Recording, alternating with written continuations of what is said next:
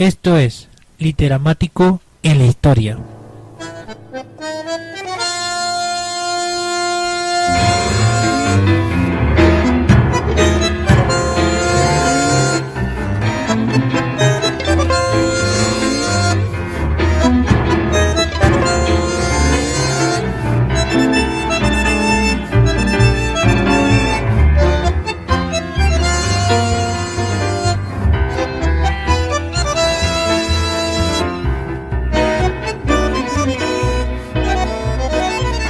Quedamos en el video anterior en que la junta militar, en una revolución autodenominada libertadora, derroca a Perón, y tocamos todo lo que pasó después en Argentina de la ida de Perón después de su derrocamiento.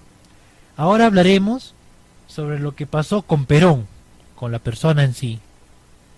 Bueno, Perón, ese mismo día en que es golpeado, renuncia a ser jefe de Estado y se va a una fragata Paraguay, una fragata mercante, y se va después al Paraguay. Al llegar al Paraguay está poco tiempo, porque el presidente de Paraguay en aquel entonces le dice que es muy riesgoso, que va muy cerca a la Argentina y que puede sufrir atentados contra su vida. Esto convence a Perón para que viaje a otro país, y se va a Nicaragua. Ahí es ¿cómo les explico? Ahí es recibido, claro. Ahí es recibido por Anastasio Somoza, un dictador de aquellos, ya, que durante el gobierno de Perón había viajado a Buenos Aires, habían intercambiado comercio, bueno, ¿no? Y es recibido. De ahí, al poco tiempo después, se va a Panamá, pero en Panamá comienza a tener problemas, aparte de que muy pronto después en Panamá iba a llegar el presidente Eisenhower, y Perón para aquel entonces era un enemigo acérrimo de Estados Unidos. Estados Unidos lo tenía él como uno de los líderes enemigos del país. Eso lo obliga a volver a Nicaragua. Ya estamos hablando en el año 56. Poco antes, en Panamá, conoce a María Estela Ramírez, que debería hacer Isabelita. Isabelita la acompañaría en el resto de su vida, en todo este periplo, y sería después presidenta de la nación argentina a la muerte de él en el año 73, y derrocada después por el gobierno militar, ya los militares. Él sigue su periplo, está en Nicaragua, y después después de un tiempo va a Venezuela. Ahí no es recibido por el dictador Marco Pérez, que gobierna Venezuela con mano de hierro, por las diferencias políticas que tienen. Él es un extremista de derecha que ve a Perón más como un comunista, como un socialista rebelde de Estados Unidos, que por un líder. Esto hace de que no sea recibido, pero vive tranquilo Perón, pero al final te tuvo que refugiar en la embajada de República Dominicana en el año 58, porque Marco Pérez sufre un golpe de estado en Venezuela. Ya estamos hablando de los años 50, en que toda América del Caribe, en una zona de influencia norteamericana, no era muy estable, y aparte que la CIA tumbaba gobiernos, agarraba y sacaba como ellos querían. Ya después de irse a República Dominicana, que es recibido por Rafael Trujillo, el más grande dictador que conoció América del Caribe, el más duro, el más maldito, al que más se le imputan muertes en América del Caribe, que era amigo de él. Encontrémonos también en la situación de que Perón está aceptando cualquier cosa que le ofrezcan ahora, uno, y dos, de que aquel tiempo no se conocía qué cosa pasaba, ¿no? Porque los regímenes esconden lo que hacen cuando están en gobierno. Ya cuando caen o cuando salen, uno recién se entera, hicieron esto, hicieron lo otro, ¿no? Y al final, ya para el año 60, decide irse a Madrid a vivir, ¿no? Recibido por el caudillo. Ese es el título que tenía, el caudillo jefe de Estado Francisco Franco Bahamonte, que aquel tiempo gobernaba España, ¿no? Esto a raíz de qué, de que Perón, así como en América Central había tenido muchos amigos, presidentes de Estado y toda esa cosa que seguían gobernando, Perón era amigo, no amigo, pero ayudó a Francisco Franco en el 48. ¿Recuerdan? Que Evita le llevó trigo y alimentos y carne a España cuando España era una pestada del mundo. Ya, bueno. Ese evento, esa escena histórica, la cobra después Perón ya yendo a vivir a una zona residencial en Madrid llamada Puerta de Hierro. Y ahí es donde vive los próximos 12 años esperando poder regresar a la Argentina. Ya. Pero ahora que hemos explicado cómo ha sido el viaje, cómo fue ese transcurso del viaje, hay que ser sinceros, Perón no tenía dinero, no se fue con grandes cuentas bancarias al exterior, no tenía ese poder económico que se le imputaba desde Argentina, y él la pasó mal, es decir, él iba porque lo llevaban, y él viajaba porque tenía colaboradores, personas leales que lo acompañaban a todos lados, lo llevaban para acá, para allá, a donde mejor lo recibían. Y esto se podía ver en relatos que dicen de que hasta no tenía camisa, o que le prestaban ropa, o que les pagaban los gastos a algunas otras personas, o que desde la Argentina le mandaban dinero los antiguos correligionarios que ahora se preocupaban por su líder. Aparte de que en la propia Argentina, como ya hemos visto la vez pasada, se demonizaba su persona, que sí se le daba atributos de persona rica, de déspota, de dictador y esas cosas. Entonces Perón la pasó pero muy mal en el exterior, hasta llegar a España, a pesar de que ahí tuvo una estabilidad económica, nunca la estabilidad social. Es más, Francisco Franco siempre presionaba para que no declarara. En cada uno de los países en el que fue, siempre recibió con recelo, menos en República Dominicana. En República Dominicana como que su figura fue exalzada gracias al gobierno de Rafael Trujillo, ¿no? Y eso que después sería réditos malos al futuro, porque dirían que era amigo de un dictador, o amigo de dictadores, porque también era amigo de Anastasio Somoza, que era también otro dictador de los duros. Anastasio Somoza, para los que quieren saber un poco más, y que algún día también tocaremos el tema de su vida y su obra en el gobierno, y fue el que asesinó a César Sandino, ya, César Augusto Sandino, el líder de la guerrilla de la liberación nicaragüense, que después de él tomarían el nombre de los sandinistas, ¿no? Bueno, y ese es el camino que tiene Perón. Entonces, en el camino también recoge a Isabelita, la figura de Isabelita, que era una bailarina de Panamá, argentina, ella sí, claro, argentina, pero al recogerla a ella, tiene una carga más, y sufre un montón de privaciones. Como digo, tal vez no andó en la miseria total, pero tenía las privaciones que pues un ex jefe de Estado jamás imaginaría, y menos aquel tiempo, ¿no? En que los jefes de Estado únicas solamente los dictadores, ¿no? Salían muertos, o ya sea por muerte natural o por asesinato del gobierno, ¿no? Y muchos dejaban a sus hijos, unas dinastías, lo que no hizo Perón, puesto que él no era una figura. Ya al llegar a España, Perón comienza a planear, exactamente ya a planear en una estabilidad económica y una estabilidad mental, aunque no una libertad política plena, comienza a planear su deseo de algún día volver a la Argentina. Volver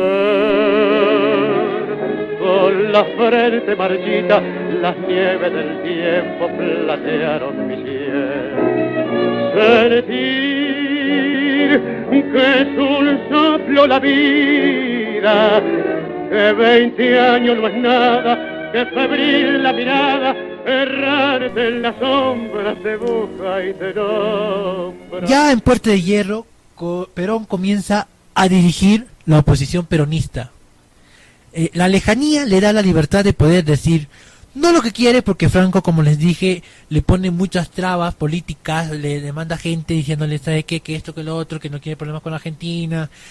Franco es militar, así como los militares que gobiernan Argentina, porque todos estos años van a ser sucesivamente años de transición militares, es decir, gobiernos que si no le caigan a los militares, mañana agarra y sale una declaración y toman el poder, y así se va a ir turnando desde el momento que salió Perón ya hasta el año 71, en que Cámpora entra al gobierno en las elecciones de ese año, y después declara la libertad, la amnistía, todo, y viene Perón y toma el gobierno. En el transcurso de esto, Perón empieza a planear su regreso a la Argentina como tal, su regreso, su vuelta, un regreso que tomaría 10 años más, o 11 años exactamente. Entonces, Perón comienza a conversar.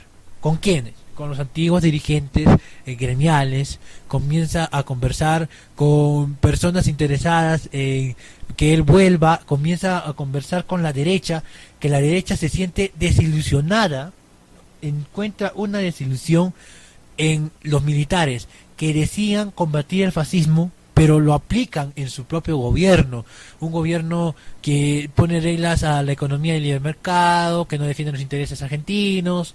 Eso hace que la derecha descinda, que la derecha corte con los militares y se apegue hacia la figura de Perón. Y como les digo, después de Perón solamente hay peronismo o antiperonismo, no existe más. Eso crea un dualismo, político en la Argentina, una polarización total, ¿no? Y en la figura de él. Entonces, él va planeando poco a poco su vuelta a la Argentina. Pero él también es un hombre que visiona algo, que las personas del 55 en el 65 son 10 años mayores, y 5 años más, 15 años mayores, y así sucesivamente. Entonces esas personas ya no tienen la misma vitalidad, la misma fuerza, el mismo carácter que cuando tenían 20, 25, 30 años o 40 años, sino que ya van menguando por el paso del tiempo. Entonces él empieza a recibir a los jóvenes. Pero ¿qué jóvenes empieza a recibir? Hay una generación ya prácticamente que ha pasado desde que Perón se autoexilió para escapar de una junta que empezó a juzgarlo, a juzgar su comportamiento en el gobierno una vez que él fue derrocado. Le acusaron de tener una relación con una menor de edad, le acusaron de haber atacado a la Iglesia Católica. ¿Recuerdan de que les dije que la Iglesia Católica se había unido con los comunistas y los militares y en concubernio para votar? Pero bueno, también de eso se lo acusó, ¿no? Y todas esas cosas. Entonces hay una generación que ya no conoce, porque al prohibir todo lo que se le explicó en el programa anterior, su imagen, al prohibir su palabra, sus discursos, sus imágenes de él y de Vita, su nombre propio y cualquier referencia al peronismo, la marcha peronista, meter preso a Hugo de Carril, el cortar con el tango, el cortar con la figura del Perón, y todo ese imaginario que hizo, hace que ya esos muchachos que nacieron a partir del 55, que ya tienen, digamos, o que eran niños de 8, 10 años que no sabían mucho, ya a los 18, con 10 años que ya se fue, 18 o 15 años, 23 años, no lo conozcan. Pero hay un imaginario que crean los padres y los niños, en que ellos dicen, no, con Perón estuvimos mejor, no, con Perón nosotros logramos tener una estabilidad, o la casita que ahora vivimos, que ya no podemos mejorarla, o que ya no podemos tenerla, o que nos hacen represión, la hicimos con Perón. Entonces esos muchachos crecen con la figura de Perón, ya no con lo bueno o lo malo de Perón, sino solamente con el imaginario, con la idealización de Perón. Entonces esto crea que los jóvenes, como toda juventud, formen la idea de un Perón revolucionario, un Perón acorde a los tiempos de los años 60. ¿Y qué son los tiempos de los años 60? En Latinoamérica, los tiempos del año 60 son la Revolución Cubana. La Revolución Cubana había configurado la escena política de los años 60. Entonces muchos jóvenes, tomando este ejemplo de los barbudos que desde Sierra Maestra, desde la selva o desde el monte están luchando contra un ejército organizado y logran vencerlo y logran darle estabilidad al pueblo y logra hacer que el pueblo tenga una dignidad, y todo el misticismo de la Revolución Cubana hace que los jóvenes lo sigan. Entonces, ¿qué cosa pasa? Perón prácticamente un poco más, y los jóvenes le ponen le ponen una barba. ¿Por qué?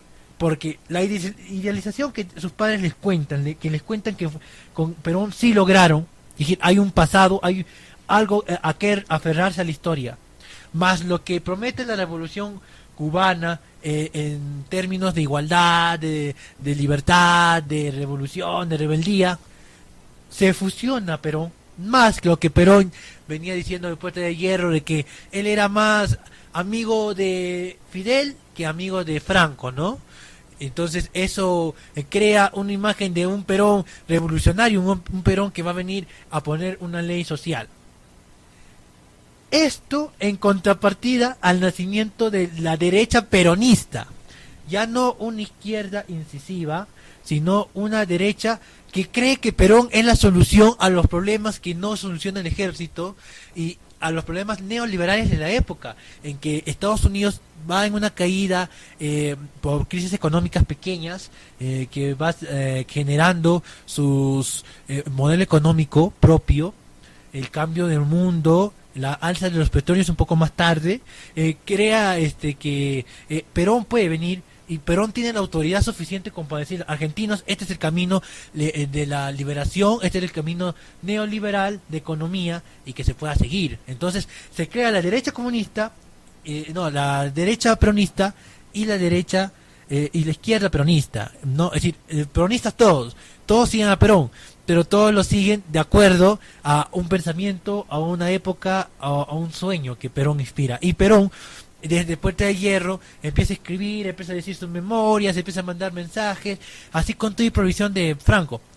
Esto hace de que todo el mundo se una con Perón, y la gente reclama a Perón, y los militares están solamente aguardando, y todo se da. Y como yo les dije, la influencia que tuvo la Revolución Cubana, los cubanos en un momento declaran en la ONU que ellos van a defender su revolución, y solamente hay dos caminos que ellos seguirán: revolución o muerte.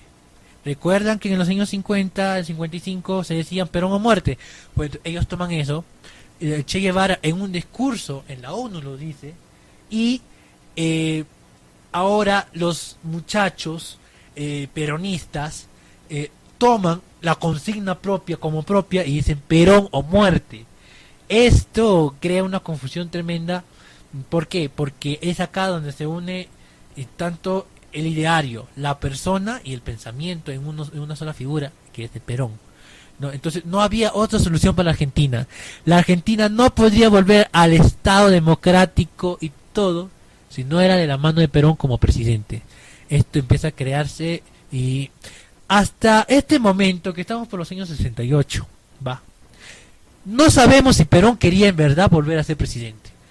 Que regresar sí, que participar en política sí, pero agarrar la presidencia, él era consciente de que ya no era un muchacho o no era un hombre totalmente facultado físicamente, facultado en el tema de salud para poder dirigir una nación como la Argentina, y una nación como la Argentina en que los argentinos se hacen escuchar, donde los argentinos luchan, donde necesitan una voz de mando. Pero ve que su pueblo lo aclama a él como persona, cosa que él no quería. Él quería que el peronismo se descindiera de él y evolucione hacia el justicialismo, de que ya los jóvenes tomasen el poder, los puestos de mando, que hay una evolución generacional, pero la gente lo aclama. Entonces él visiona, ve que no va a haber un orden en verdad si que él no vuelve. Así eso le provoca a él mismo la propia muerte. ¿Esto qué cosa quiere decir? Perón era un hombre en esas alturas ya de 75 años. Estamos hablando del 69. Y a esa edad intenta volver a la Argentina. Va hasta Brasil y el gobierno de Brasil, que estaba también con una dictadura militar, no lo deja bajar del avión y lo devuelve hacia España y vuelve a Puerta de Hierro. Esto fue un duro golpe para él, por un hombre mayor, un hombre que, ¿qué les digo? Ya pensaba de que sus años habían pasado. Y es acá donde interviene un grupo de muchachos, rebeldes, un grupo de muchachos que empezaron a hacer una guerrilla armada, algo que Perón al principio había alentado, pero se dio cuenta que no era camino, porque simplemente la gente moría sin lograr el objetivo, que era que él vuelva o que vuelva a la democracia. Estos muchachos son los montoneros. Los montoneros son los muchachos que, ¿qué les explico? ¿Qué les digo?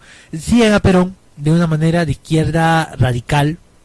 No son personas pobres, no son campesinos o nada. Los montoneros son de la clase media, que reclaman una vuelta de Perón para que haya un regreso a ese estado de bienestar social que había creado Perón en los años 50, pero de una manera radical. La hazaña más grande que hicieron los montoneros, porque hacían sus hazañas, por ejemplo, secuestraban gente para tener dinero y poder financiar, ¿no?, sus actos. El secuestro fue uno de sus actos.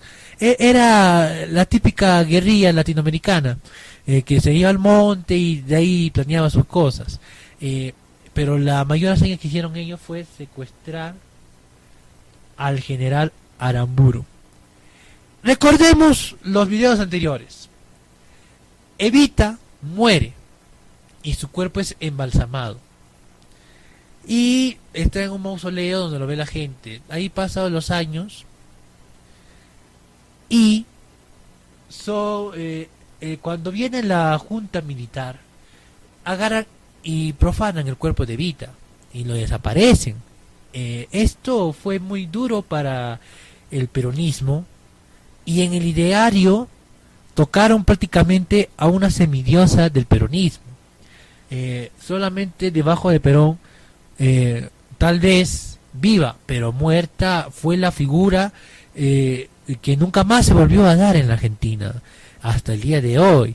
No hay una mujer que haya llenado ese vacío que deja Evita, y hasta ahora los argentinos sienten cierta orfandad de Evita, de su obra caritativa. Ya nadie hizo eso. Así le han dicho de que Evita haya coaccionado a los empresarios para las donaciones, así le haya gastado el erario público, todo. Nunca más hubo una persona que velase por los pobres, y todavía que murió joven, murió en la plenitud de su vida, murió en una figura política fuerte. Los jóvenes la adoptan como una madre espiritual. Entonces al general Aramburu lo secuestran en represalia, porque fue él el que secuestró y desapareció el cuerpo de Evita. En eso de que lo secuestran y se entrevistan con Perón, los montoneros son los muchachitos de que no pasaban ninguno de los 25 años, y esa es una edad muy tierna para la política, los que le devuelven el cuerpo de Eva a Perón. ¿Y cómo es esto? El cuerpo de Eva fue secuestrado, lo enterraron en Argentina, de ahí lo trasladaron a Italia, y en Italia estuvo enterrado en Nápoles. De ahí los montoneros secuestran el cuerpo y se lo entregan a Perón, pero no personalmente, es decir, no aquí está general el cuerpo, no, sino se lo mandan. ¿Por qué? Porque el cuerpo de Evita, en el transcurso de esos viajes, había sido defenestrado. Le cortaron un dedo, le cortaron la cara, la golpearon, hundieron sus senos, ¿no? Porque el cuerpo estaba todo entero. No olvidemos que era un cuerpo, los restos embalsamados. No olvidemos eso, porque es muy importante en esto. Eso provoca la ira de los montoneros. contra la figura de Aramburu, porque Aramburu fue el hombre, la figura visible de la liberación libertadora, la revolución libertadora. Esto provoca de que los montoneros quieran negociar la avenida de Perón con la vía de Aramburu. Es decir, viene a Perón o lo matamos. Como el gobierno militar no dio su brazo a torcer a una guerrilla, bueno, por lo que sea, ya sea político, porque era guerrilla, por lo policial o por lo estadístico, por lo democrático, no se sabe. La cosa que Aramburu fue muerto el 28 de mayo del año 71. Esto configura la política. Ya no se puede tener una figura contraria a Perón, ya no se puede calmar a la gente hacia una avenida. Ya han pasado los años, mucho se perdonó, mucho se olvidó, y solamente queda de él la figura de el hombre, el padre espiritual, el hombre que es benefactor de su pueblo. Ya se olvidó de que si hubo represión, se olvidó de que las personas son de derecho, izquierda, o una iglesia, o todas esas cosas se olvidó. 18 años hace olvidar a la gente. Entonces, los militares, como una salida de primera mano, hacen de que se perdone a todos los presos políticos. Hay una amnistía general de presos políticos. Pero, creando esa ley, convocan elecciones y crean otra leycita por ahí. Permiten que Perón vuelva, y Perón vuelve en el año 71.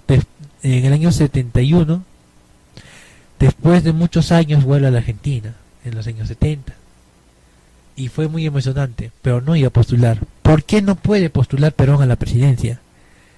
Porque Perón no vivía en la Argentina, no es que estaba exiliado todo este tiempo en España, vuelve a España, porque crean una ley en los militares que dice que no puede postular a la presidencia cualquier persona que no haya vivido 2 años en la Argentina, 2 años seguidos. Esto imposibilita que Perón tome el poder. Entonces los peronistas, en una desesperada, dicen, ok, postulemos como peronismo, pero ya buscando el regreso de Perón, un regreso definitivo, un regreso tanto físico como político. Entonces toman a la figura del doctor Cámpora, Héctor Cámpora, para poder tomar el poder, cambiar esa ley, convocar de nuevo elecciones y que Perón vuelva y sea presidente. Entonces Cámpora postula a la presidencia argentina y gana las elecciones, gana con 60%, pero con consignas, ¿no? Cámpora al poder y Perón de regreso, ¿no? Y Cámpora sube al poder, libera a todas las personas que hayan quedado por ahí, digamos que no hayan sido liberadas, da una amnistía general y deroga la ley de los militares. Esto permite que Perón vuelva, y acá se escribe una escena trágica de la historia argentina, la masacre de Ezeiza. En este regreso de Perón, en este regreso para la postulación, Perón iba a regresar al aeropuerto de Ezeiza y iban a recibirlo sus partidarios, los peronistas.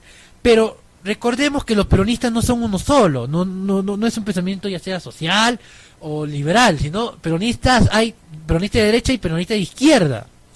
Esto crea que en el mismo peronismo haya incisiones, que haya divisiones que no permitan que haya una sola idea o unos solos dirigentes. El dirigente es Perón y nada más. Después todos están separados. Todos dicen yo soy peronista pero de derecha, o yo soy peronista pero de izquierda, o yo soy peronista montonero, y esas cosas ¿qué provocan? Esas cosas que provocan que el día en que viene Perón iba a venir a Ezeiza, se produzca una masacre que no se sabe bien. Voy a narrar un poco los hechos, que hay muchas versiones. Pueden buscar en la Wikipedia, pueden buscar en la película Sinfonía de un Sentimiento de Leonardo Fabio, pueden buscar en los libros, en los testimonios que da la gente que estuvo ese día ahí. De todo eso voy a dar un resumen. Supuestamente había un estrado que habían puesto para que Perón dé un discurso de vuelta, un discurso anunciando su candidatura y todas esas cosas. Y lo esperaba la cúpula del peronismo, la cúpula central. Pero el peronismo estaba dividido en derecha e izquierda, y en las primeras filas estaban los de derecha, que no querían que los de izquierda estuviesen cerca a Perón. Es decir, la pugna fue porque está más cerca al Estado, más cerca a Perón, ¿no? Y como que ahí se iba a decidir quién iba a gobernar con él o con quién iba a dar las preferencias. Eso era la pugna, ¿ya? Pero como son de izquierda y derecha, y la izquierda y derecha pues por ende son rivales, no enemigos porque todos son peronistas, pero son rivales, comienzan a pelear los montoneros contra los de derecha porque no les permite estar cerca a Perón. Esto crea una problemática y no se sabe hasta ahora quiénes, de qué bando, qué personas, o si fueron infiltrados de otros grupos, o si fueron enviados francotiradores desde la copa de los árboles y desde los edificios aledaños, comienzan a disparar contra la gente. Es por eso que se llama masacre. Y no se calcula bien cuántos muertos. Oficialmente se dice 47 o algo así. Pero esto mancha la avenida de Perón. Y estos hechos ocurren aún cuando Perón está en el aire. Entonces, el avión de Perón no aterriza en Ezeiza. Aterriza en otro aeropuerto. Porque si hubiera aterrizado en Ezeiza, se dice que tal vez hubieran asesinado al general Perón. Pasada esta escena, Perón comienza a hacer campaña. Pero la campaña prácticamente fue, como les digo, mero trámite para que él tomase el poder una vez más. Y en las elecciones de 72, Perón gana con el 60% de la población votando por él, con una inmensa mayoría. Hay otros candidatos más que se reparten entre ellos el poder, pero Perón era tomar el poder, o sea, prácticamente. Porque la gente lo pedía, la gente lo había traído de regreso. Eran los hijos de esas personas que habían vivido, que habían sido beneficiarios de su política de bienestar social, los que lo habían traído. Entonces, prácticamente eso, como les digo, fue un mero trámite a la vuelta de poder. A la vuelta de poder, ¿qué es lo que vuelve al poder? No vuelve el Perón de los años 50. Han pasado 20 años desde aquellas épocas, 18 años para ser exacto. Ya no vuelve el hombre tal vez vigoroso, con el mismo juicio, con las mismas capacidades. Sí, la capacidad intelectual, no vamos a decir que Perón era un viejo achacoso, achaques físicos, pero la mente la tenía lúcida, un hombre lúcido.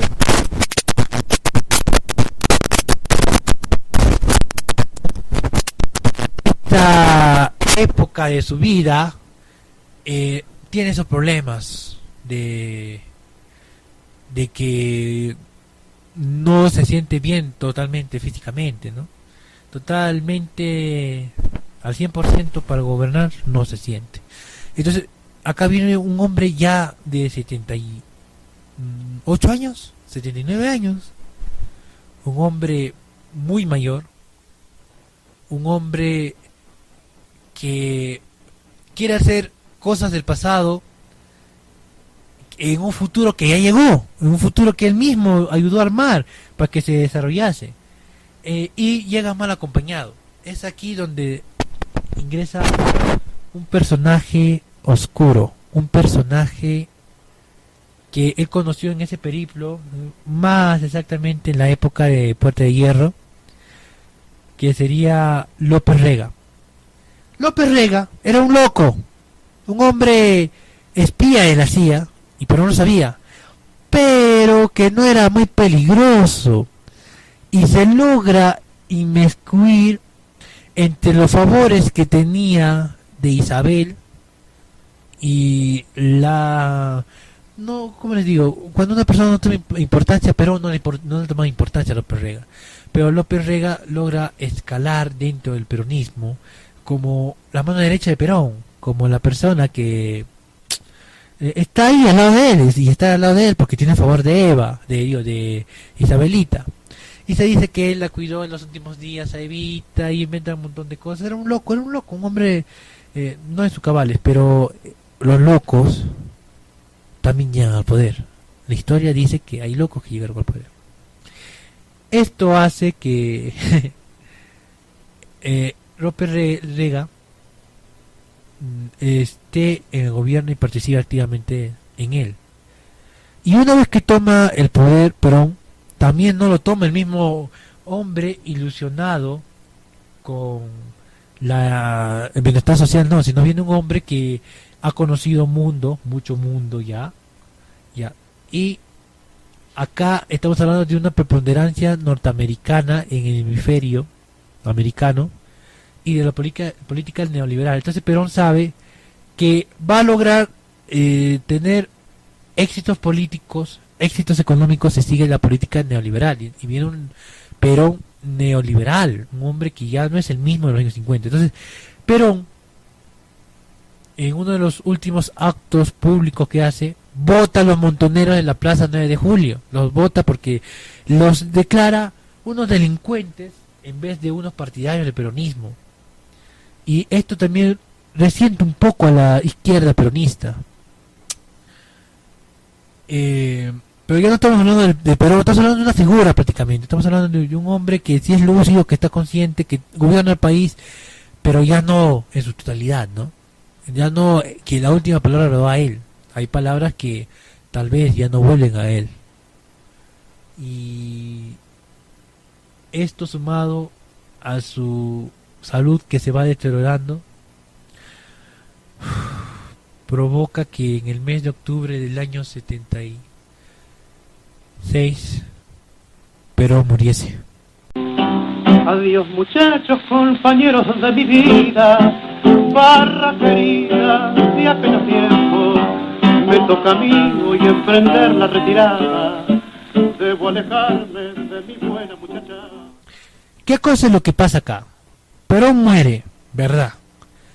Pero ¿qué pasó durante su gobierno? Claro, se empiezan las reformas sociales y toda esa cosa, y también empieza un impulso al país y una estabilidad económica propio de los regímenes peronistas de la época. Pero está López Rega, y López Rega cree necesario formar una alianza anticomunista, ¿no? Esta alianza anticomunista, la AAA,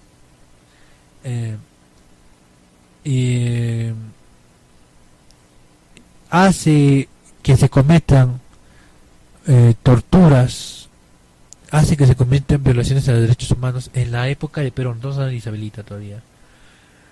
Se dice mucho que el general no sabía esto, era un grupo clandestino de la AAA, la Alianza Anticomunista, pero se manchó el gobierno de Perón, la vuelta y todas esas cosas, y crea que la gente crea en el peronismo, crea en Perón, pero no quienes los acompañan, y sube al poder Evita, que fue su vicepresidenta, ¿no?, en estos años, no, Isabelita, perdón, y logra lo que Evita no logró, haciendo mucho menos, logra la presidencia de Argentina. Perón, en el transcurso de esos años, había querido que Isabel tomase el lugar de Evita en el corazón del pueblo, pero Isabel no tenía ese compromiso social que tenía Evita, y Isabel toma el gobierno ya con problemas, es decir, hay una crisis económica, se da las crisis de esos tiempos, las repercusiones de la crisis del petróleo, no lleva una buena manejo de la economía, ya, e Isabel se granjea los problemas contra los militares, y ella no tiene el poder suficiente como para darle cara o batalla a los militares, recuperar económicamente a la Argentina y mantener la democracia. Sí, y faltaba poco también porque termine el gobierno y convocar elecciones. No logra hacer eso Isabel, no lo logra. Entonces Isabel, aunado a los hechos de la AAA, de que cualquier persona condenada de comunista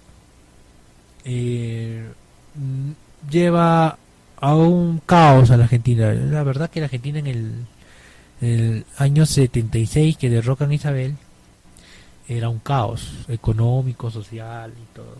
La muerte de Perón había sido un golpe duro para los argentinos. Duro, pero duro en verdad.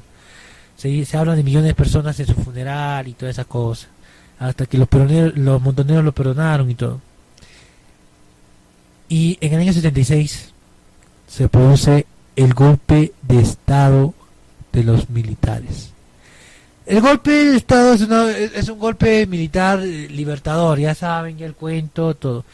Pero estos militares no son los militares del pasado, no lo son, no confundamos.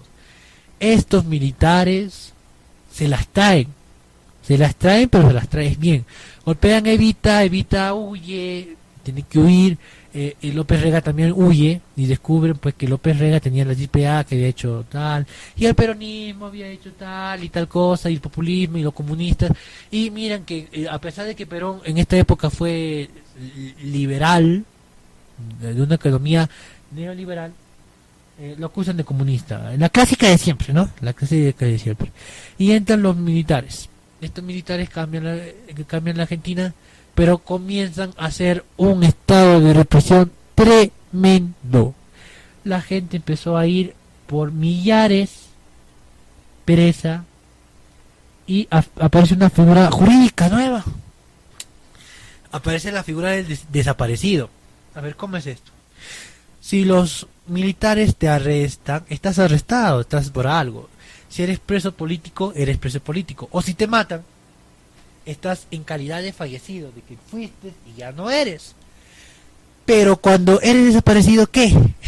Es decir, vamos, comencemos un poco más aclarando. El desaparecido, en palabras militares, desaparecido es. No se sabe si, si él está vivo o no, si está muerto o no. No se sabe nada, está desaparecido. Entonces se queda la figura política, la figura jurídica, perdón, del desaparecido. Y un montón de jóvenes que eran peronistas, o que fueron montoneros, o que fueron guerrilleros, o que simplemente simpatizaban, empezaron a desaparecer. Toda persona que era acusada de comunismo empezaba a desaparecer. Esto hace una concordancia con toda Latinoamérica. ¿Qué cosa pasa? Vayamos al plano internacional. Gana la Revolución Cubana, influye a Latinoamérica, zona de influencia norteamericana netamente, desde los acuerdos de Potsdam en la Segunda Guerra Mundial. Esto viene de aquella vez, ¿no? De que la zona de influencia es Latinoamérica para América y no se metía el comunismo ahí. Pero al ganar la Revolución Cubana, influye. Entonces, Fidel Castro promueve las guerrillas en Latinoamérica. Esto hace que Estados Unidos haga un contragolpe, y manda la CIA a capacitar en los países de Latinoamérica la Alianza para el Progreso. ¿Qué es la Alianza para el Progreso? La Alianza para el Progreso es la guerrilla de baja intensidad, o la guerra de baja intensidad contra el comunismo, supuestamente. Ya, esta figura se va dando en todos los países de Latinoamérica, ya sea Brasil con sus gobiernos militares que vinieron del 65 hasta el 85, ya sea Argentina con Videla, ya sea Pinochet en Chile, ya sea Perú con Morales Bermúdez, ya sea en Bolivia, ya sea en Paraguay, ya sea en Uruguay, que en Uruguay fue desastroso. Mira, en Uruguay son 3 millones de personas y casi 1 millón tuvieron que salir de ahí huyendo, como para que vean que la figura no es una casualidad. Y el presidente que fue hace poco presidente del Paraguay, José Mujica, en esa época fue torturado porque él pertenecía a la guerrilla opositora Tupamaro, que luchaba contra los militares. Es decir, en Brasil la cosa más horrorosa. Busquen por internet, nada más van a ver cómo las personas la desnudaban, le pasaban corriente por los pechos, le pasaban corriente por el pene, los metían en agua, lo golpeaban, le metían varas en el recto. Es decir, les digo las cosas crudamente como para que ustedes se den un poco cuenta de qué cosa era de esas represiones militares. Y las represiones militares se aunaron, tanto de Brasil, tanto de Argentina, tanto de Chile, tanto de Perú, Colombia, Venezuela, que también, toda Latinoamérica en sí, ¿no? Y crearon un plan para derrotar al comunismo y esta ola de guerrillas neocubanas. Crearon el plan Cóndor. Este plan macabro, este plan siniestro y criminal, el plan Cóndor, era un plan para destruir el comunismo, pero fue una represión para mantener sus propios gobiernos. Es decir, no se sabe bien cuánta gente murió. No solamente fue la figura del desaparecido, ahora se internacionalizó la figura del desaparecido, la figura del secuestrado, la figura del torturado, la figura del asesinado y la figura del secuestrado. ¿Qué más es esto? Digamos, Teresa Oliveira en Brasil fue torturada, estaba embarazada, tuvo a su hijo en cautiverio y fue asesinada. A Teresita pues le volvieron el cuerpo a su mamá, ¿no? Y la hija no fue devuelta a la mamá. No dijeron, oye, acá está tu nieta, acá está tu hija muerta, no. Su hija fue entregada para tapar el crimen a una familia de otro país por métodos de adopción. Esto hasta el día de hoy tiene repercusiones. ¿Por qué? Ya 30, casi 40 años de esto, estos que eran bebés, niños de familias, se enteran ahora, hoy, de que su familia no es esa, de que fueron adoptados. Se enteran de que ellos no son lo que creyeron ser toda su vida, sino que eran otra cosa. Y así se llevó un tipo de secuestro-compra, porque así también lucraron los militares. Y en esta época hay una época de corrupción tremenda. Una época de corrupción tremenda, que esto tenemos que tocarlo especialmente, el plan Cóndor, porque esto sí hasta hoy día, sí, los juicios, los testimonios y toda esa cosa.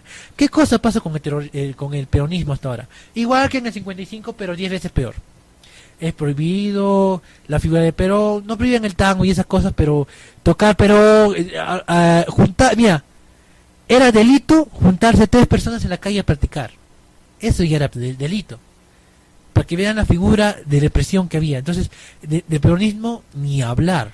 De peronismo ni hablar. Pero la figura de Perón, y peor ya que se fue dejando Isabel una mala economía, no entregando, se fue dejando porque tuvo que huir, si no la mataban a la mujer. Muy en crisis, la gente ya no ve al peronismo, y Perón pues muerto, ya no ve al peronismo como una alternativa de gobierno, una alternativa de solución a esto, y la gente tiene miedo, y la gente llora, y la gente huye, y la gente se esconde. La gente ya no es más las personas. Ante tanto desaparecido, jóvenes, activistas, personas que querían solamente la libertad de su país, que eran jóvenes, que eran estudiantes, que eran pareja de personas idealistas de la época, una época idealista, estamos hablando de los años 70, 60, 70, la contracultura y toda esa cosa que a todo el mundo influenció, fueron asesinados. Y esos jóvenes tenían madres al fin y al cabo, madres que reclamaban a sus hijos, madres que preguntaban dónde estaban sus hijos, dónde estaban, en esta mañana se fue mi hijo, esta mañana se fue a la universidad y no ha vuelto. Y sus compañeros me dicen que unos militares vinieron, pero no se sabe más, no se sabe dónde están o qué. Queremos respuestas, que le preguntamos a los militares, le preguntamos al gobierno, ¿dónde está mi hijo? ¿Dónde está mi criatura? ¿Dónde está mi bebé? Porque para la madre, el hijo, así sea lo que sea, no deja de ser una criatura a la cual proteger. Así el hijo tenga los años que tenga, la fuerza que tenga, no deja de ser una persona a la cual proteger. Entonces las madres comienzan a desesperarse por sus hijos, comienzan a organizarse. Y para organizarse en la época de la dictadura militar argentina, había que tener en verdad huevos, había que tener en verdad agallas, había que tener en verdad valor para protestar, para decir, ¿dónde está? ¿Dónde está mi hijo? ¿Dónde está Alberto? ¿Dónde está Jorge? ¿Dónde está César? ¿Dónde está Julián? ¿Dónde está el estudiante de agronomía? ¿Dónde está el estudiante de... ¿Dónde está mi hijo? Entonces estas madres se organizan y comienzan su protesta en la plaza 25 de mayo. Entonces estas madres comienzan a decir, no, nosotros somos madres, sí somos madres. ¿Y cuál es la prueba de que ustedes han sido madres? Comienza a decirles la gente. Los pañales. Claro que sí, ¿por qué? Porque nosotras, si hemos sido madres, tenemos los pañales de nuestros hijos. Y comienzan a mostrar los pañales. Y como se cansaban de tener en las manos, se comienzan a amarrar los pañales en las cabezas. Entonces esto sería muy identificatorio para ellas, esto de los pañales, porque los pañales muestran a ellas de que ellas son las madres de unos hijos que no están, que el gobierno simplemente dice que están desaparecidos, mientras que hay testigos, mientras que hay gente, mientras que hay todo, que dicen que han sido secuestrados, torturados y asesinados.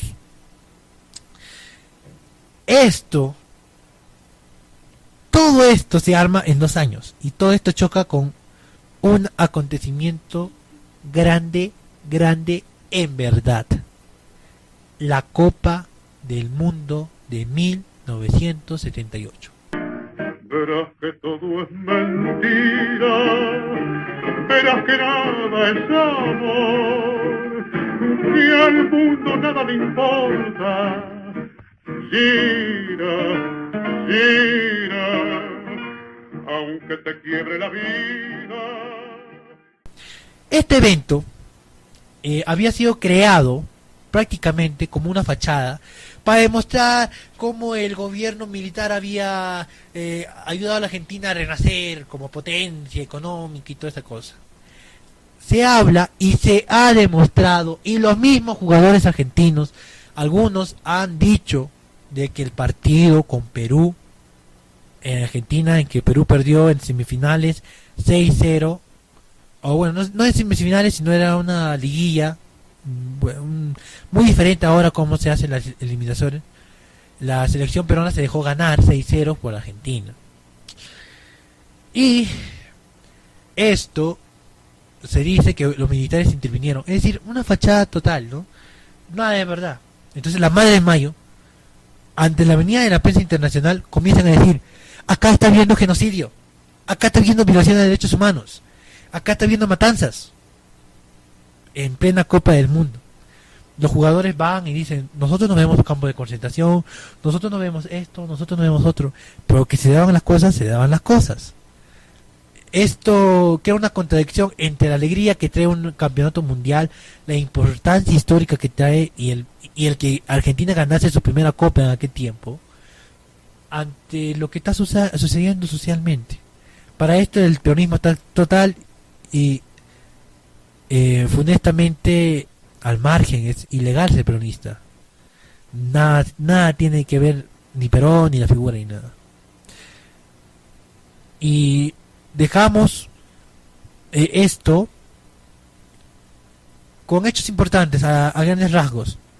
El gobierno militar cae después de la fallida guerra de las Malvinas, en que perdieron vidas humanas y perdieron las islas.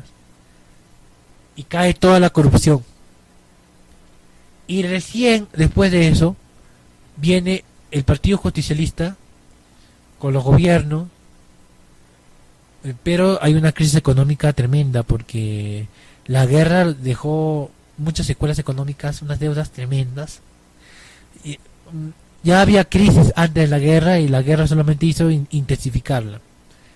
Aparte de eso, después viene un peronismo liberal, un peronismo, mira, una persona que decía que Perón era, ¿cómo te digo?, el abanderado en su segunda etapa del liberalismo y que él había traído el liberalismo a la Argentina. Es decir, como que utiliza la figura de Perón, ya que Perón fue polifacético, ya que Perón fue camaleónico, como les expliqué, que él utilizaba el gobierno a lo mejor, y viene la figura de Saúl Menem, Carlos Saúl Menem, gobierna 10 años, todos los 90, en la ola neoliberal. Recordemos que en esta época es donde cae la Unión Soviética, pero viene con la bandera de Perón. Después viene la crisis de los años 2000, viene el gobierno, viene el Kirchner, que habla de un justicialismo, peronismo, kirchnerismo, y es hasta el día de hoy el que está gobernando. Los que anteceden también a Kirchner también son, ¿no?, peronistas. Por eso les digo, los últimos 4 gobiernos argentinos fueron peronistas. Y el que va a venir seguramente será peronista. Y Perón seguirá proyectando su imagen. Y será el peronismo el que seguirá haciendo la política argentina por muchos y muchos años más. Se cumplen 60 años de aquella época del 45, en este 17 de octubre se cumplen 60 años, perdónenme, se cumplen 70 años de los hechos relatados en esta saga. Y la figura de Perón sigue presente y se sigue debatiendo lo que él dice, y el peronismo sigue fuerte, y sigue habiendo peronismo de derecha, y sigue habiendo peronismo de izquierda, y el justicialismo sigue evolucionando, y Perón sigue presente en la vida de todos los argentinos. Y toda persona que conozca a Perón, toda persona que haya nacido en estos años, lleva en la mente, tal vez no en el corazón, pero sí en la mente y en su vida, la marcha peronista. Esto, amigos, fue Literamático en la historia. Como siempre les digo, disculpen las molestias, perdonen los errores y hasta el próximo video. Unidos triunfaremos y como siempre daremos